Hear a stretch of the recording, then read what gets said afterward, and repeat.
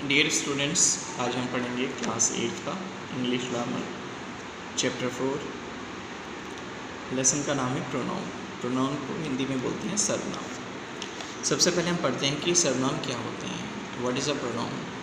A pronoun that is used in place of a noun is called a pronoun. ऐसा कोई भी शब्द जो किसी नाउन के स्थान पर प्रयोग किया जा सकता है या किया जाता है उसको हम प्रोनाउन बोलते हैं।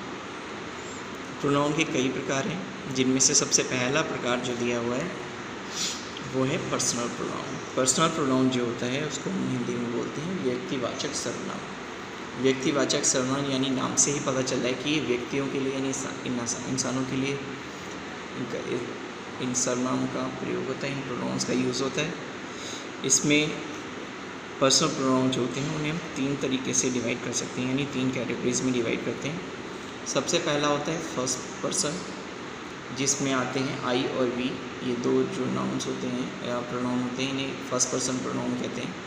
सेकंड पर्सन जो कि होता है यू, और थर्ड पर्सन बाकी सभी जितने भी होते हैं वो सभी आपके थर्ड पर्सन प्रोनाउन होते हैं, जैसे ही, शी, इट, ठीक है, दे, एसेट्रा, ये सब थर्ड पर्सन प्रोनाउन। ठीक है, सेकेंड नंबर का जो आपका प्रोनाउन होता है उसे हम बोलते हैं पॉजेसिव प्रोनाउन।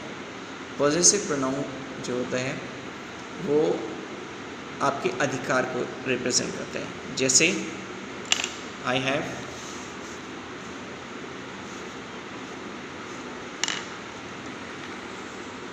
एग्जाम्पल में लिख सकते हैं, जैसे I have his new book. मेरे पास उसकी नई किताब है। किसकी है वो नई किताब? वो उसकी है, किसी और पर्सन की। तो इसलिए ये जो हिज और हर जो है ये आपका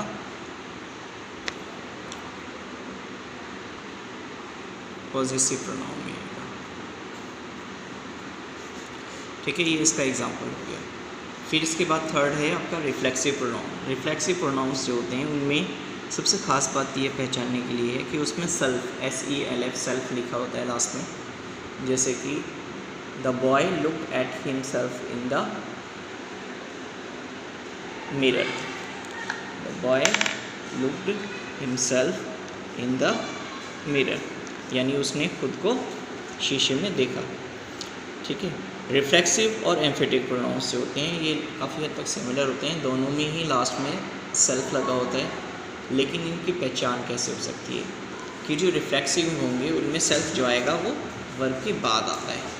ठीक है, जैसे the boy looked at himself. लेकिन एम्फेटिक प्रोनाउंस जो होते हैं उनमें जो सेल्फ आएगा वो सब्जेक्ट के तुरंत बाद आता है, जब we ourselves can go there, यानी हम खुद वहाँ जा सकते हैं। तो इस तरीके से रिफ्लेक्सिव और एम्फेटिक प्रोनाउंस जो होते हैं वो काफ़ी हद तक सिमिलर होते हैं। इन्हें थोड़ा पहचानने में ध्यान देने की ज़रूरत है कि एम्फेटिक प्रोनाउंस जो होंगे अगर तो उसमें सेल्फ लगेगा, जैसे herself, himself, ourself, कुछ भी हो वो सब्जेक्ट के तुरंत बाद आएगा। रिफ्लेक्सिव प्रोनाउन में ये वर्ब के बाद आएगा। इसके बाद नेक्स्ट है रिलेटिव प्रोनाउंस। रिलेटिव प्रोनाउंस में इसको हम बोलते हैं संबंध सूचक या संबंध वाचक सर्वनाम। इसमें WH वर्ड्स जितने भी होते हैं, जैसे हु, हुज, व्हेन, वेयर, ये सभी आते हैं, लेकिन ये सेंटेंस के बीच में आते हैं। ठीक है, जैसे कि एग्जांपल है दिस इज़ मोहन, यह मोहन है। हु मेट मी यस्टरडे, जो मुझे कल मिला। ठीक है, तो इसमें रिलेटिव प्रोनाउंस को आइडेंटिफाई करने का बहुत आसान सा तरीका है कि इसमें जितने भी आपके WH वर्ड्स आएंगे वो सेंटेंस के बीच में आएंगे। इंट्रोगेटिव प्रोनाउन जैसे कि नाम है इंट्रोगेटिव यानी प्रश्नवाचक सर्वनाम, इसमें वो सारे WH वर्ड्स आते हैं, जैसे वाई, हाउ, वेयर, ठीक है, हु, ये सभी आपके इंट्रोगेटिव प्रोनाउंस होते हैं। और ये जो इंट्रोगेटिव प्रोनाउंस होते हैं इसमें WH वर्ड जो होता है वो हमेशा सेंटेंस के शुरू में आएगा।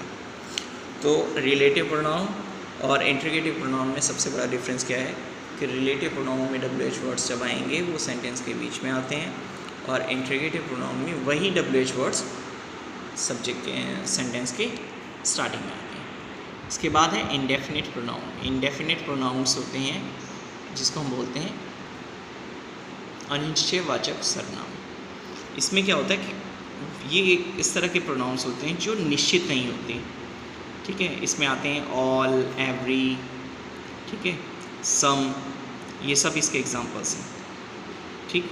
ये किसी एक विशेष व्यक्ति को न बता के उनके ग्रुप या उनके समूह को रिप्रेजेंट करता है। जैसे एग्जांपल है all the students were present in the class, class में सभी विद्यार्थी उपस्थित थे।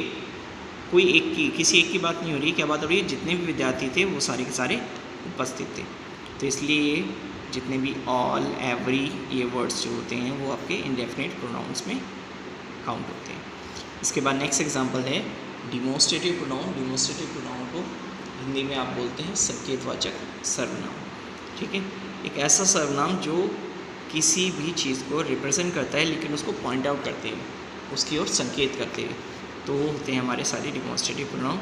जैसे इसमें आते हैं this, that, these, those, etcetera, ये सब आपके डिमोस्ट्रेटिव प्रोनाउंस हैं। इसका एग्जांपल आप ऐसे लिख सकते हैं जैसे this is my book, this is my book, यह मेरी किताब है। तो दिस जो है वो यहाँ पर डिमोस्ट्रेट कर रहा है किसके लिए, बुक के लिए, कि कौन सी बुक, यह मेरी बुक है। तो ये आपके हो गए डिमोस्ट्रेटिव प्रोनाउन। आई होप कि आपको लेसन समझ में आया होगा। इसको रीडिंग करें और इसको दोबारा से बार बार समझने की कोशिश करें, वीडियो को देखें, जिससे कि आप इस लेसन को आसानी से समझ सकें। इसके बाद जो आगे की एक्सरसाइज होंगी वो आपको आगे समझा दी जाएगी। Thank you.